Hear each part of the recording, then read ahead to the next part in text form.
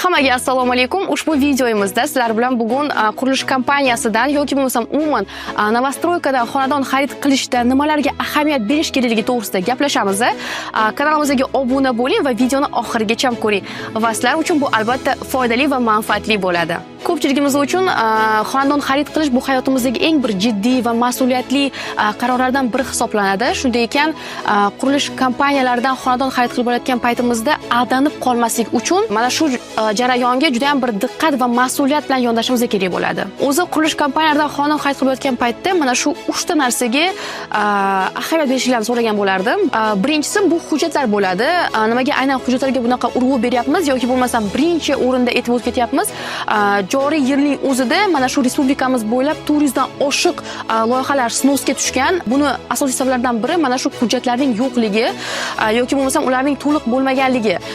Ikkinchidan, o'zingizlar menimcha ko'rgan bo'lsangiz ham kerak yoki bo'lmasam tanishinglardan eshitgan bo'lsangiz kerak, loyiha qurilgan, domlarni asosan qurib berishadi, lekin o'sha egalariga, o'sha investorlariga kadastr hujjatini tasdiqlab bera olmaydi. Buning ham asosiy sabablardan biri o'sha boshida mana pastda sanab o'tadigan 5 ta hujjatlarim qilinmaganligi yoki bo'lmasam ularning umuman yo'qligi. Keling, endi sizlar bilan hozir o'sha asosiy 5 ta bo'lishi kerak bo'lgan hujjatlar haqida gaplashamiz. Birinchisi bu yer kadastr pasporti. Yer kadastr pasporti bu o'sha loyiha qurilayotgan hudud rostdan ham o'sha kompaniyaga tegishliligini tasdiqlab beruvchi hujjat bo'ladi. Ikkinchi hujjat bu APZ arxitektura rejalashtirish topshirig'i. Bu hujjatimizda bizga o'sha qurilishga ruxsat borligini tasdiqlab beruvchi hujjat. Uchinchisi bu shaharsozlik kengashining xulosasi.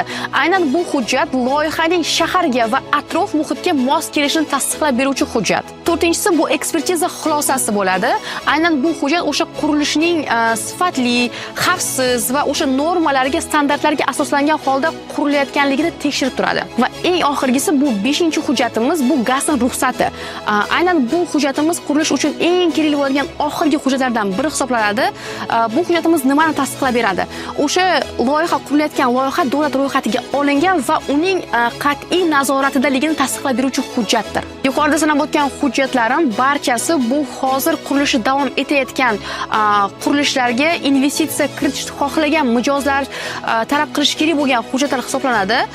Qurilishi bitgan loyihalarga bor yo'g'i kadastr hujjati kifoya. Agar siz qiziqayotgan qurilish kompaniyasida yuqorida o'sha keltirilgan barcha hujjatlar bo'lsa, bu o'sha qurilish kompaniyasi ishonchligidan dalolat beradi. Va bizning Minor Group qurilish kompaniyamizda ham yuqorida aytilgan barcha hujjatlarimiz mavjud. Ikkinchi e'tibor berishimiz kerak bo'lgan jihati bu qurilish va quruvchi. Qurishni o'zidan boshlaydigan bo'lsak, o'sha siz qiziqqan loyihangiz yoki bo'lmasam o'sha siz olmoqchi bo'lgan loyihangizni qurayotgan quruvchi bundan oldin, siz loyihangizdan oldin qayerlarda, qanaqa va qanaqa muddatda va qanaqa sifatda topshirganligi haqida ma'lumot yuborishingiz kerak bo'ladi. Va o'sha ma'lumotlarning hammasi bizga o'sha quruvchini professionalligi yoki bo'lmasam o'sha ishonchligidan dalolat beradi. Quruvchiga keladigan bo'lsak, ya'ni uning sifatiga keladigan bo'lsak, men hozir sizlarga o'zimizni mana shu Minor Group qurilish kompaniyasi yangi mahalla loyihasi misolida tushuntirishga harakat qilaman. Bu yerda 9 qavatli bino qurilyapti va mana shu 9 qavatli bino haqida men sizlarga hozir ma'lumot beraman. U qanaqa bo'lishi kerak va qanaqa sifatda bo'lishi kerakligi haqida. Birinchi etapimiz bu katlavan. Katlavan bu o'sha yer tekisligidan fundament uchun qazilish kerak bo'lgan chuqurlik. Bu hamma uylarda har xil bo'ladi, hamma nima deydi, hududlarda har xil bo'ladi. Bizda hozir 6,5 metrli yer qazilib, o'sha 3 metri uni toza tuproq bilan 10 santimetrdan zastavka qilinadi. Bu har bir sloyi keyin nima deydi, laboratoriyadan o'sha markasi olib chiqib, tasdiqlangandan keyin ikkinchi sloy ustiga zastavka qilinadi, preslanadi, ya'ni o'sha 3 metr preslangandan keyin ustidan o'sha toshlar, o'sha shahar toshi bilan preslanadi. U ham 3 metr bo'ladi. Uni ustidan bizda bo'lyapti hozir 100 santimetrli stayashka va uning ustidan 90 va o'sha 1 metrgacha bo'lgan fundamentimiz, armatura karkaslari bilan to'qilgan fundamentimiz bo'ladi. Va mana shu fundament etapidan keyin bizda o'sha sokolni etaj yoki bo'lmasam o'sha podval etajiga harakat boshlanadi. Asosan bu etapimiz hamma 9 qavatli domlar uchun bir xil bo'ladi. Shu uchun xohlagan paytingizda borib o'sha qurilish kompaniyasida o'sha etaplarni ko'zdan kechirishingiz mumkin bo'ladi va tanishib chiqishingiz mumkin bo'ladi-da. So'kin etajiga keladigan bo'lsa yoki o'sha podval etajiga keladigan bo'lsak, o'sha podval etajini o'zini ham monolitni uchastka qilish bu yaxshiroq. Mana shu o'zimizni yangi mahalla loyihamiz ham xuddi shunaqa. Nimaga? Chunki FBSdan ko'ra, FBS o'sha blok nimalardan ko'ra monolitni uchastka qilish yaxshiroq. Monolitni uchastkada ham xuddi shunaqa armatura bilan to'qib, o'sha keyin beton zalivka bo'ladi. Uni usti plita bilan yopilgandan keyin уже etajlarimiz boshlanadi. Etajlarimiz balandligi 3.2 bo'lib, endi idealda 3.2 bo'lib, o'sha kolonna diafragmalarimiz qalinligi 40-50 gacha bo'ladi. O'zimizda mana bu minor guruh loyihamizdagi yangi mahalla turar joy majmuasida ham xuddi shunaqa kolonna va diafragmalarimiz 50 santimetrdan, armaturalar 25 dan 30 millimetrgacha ishlatilishi kerak bo'ladi. Beton markalari haqida gapiradigan bo'lsak, 300-350 markadan foydalangan yaxshiroq. O'zimiz loyihada ham xuddi shu 350 markadan foydalanganmiz. Keyingi etapimiz bu devorlarimiz. O'sha tashqi ichki devorlar haqida gapiramiz. Shaxsan o'zimizning loyihamizda ham o'sha ichki devorlar ham, tashqi devorlar ham 100% sertifikatlangan pishig'ichdan foydalanadi. Bu devorlarning qalinligi qanaqa bo'lishi kerak? Tashqi devorlarimiz 40 santimetrdan bo'lishi kerak va undan kam bo'lmasligi kerak umuman. Ichki devorlarimiz boyagi перегородка deyiladi-ku. Xonadan xonaga ajratilgan devorlarimiz 25 santimetrdan bo'lishi kerak bo'ladi. Xonadan xonaga ajratilgan asosiy ustunlar ham bo'ladi. Bu orada diafragmadan tashqari bu devorlarimiz qalinligi ham o'sha 40 santimetrdan kam bo'lmasligi kerak umuman.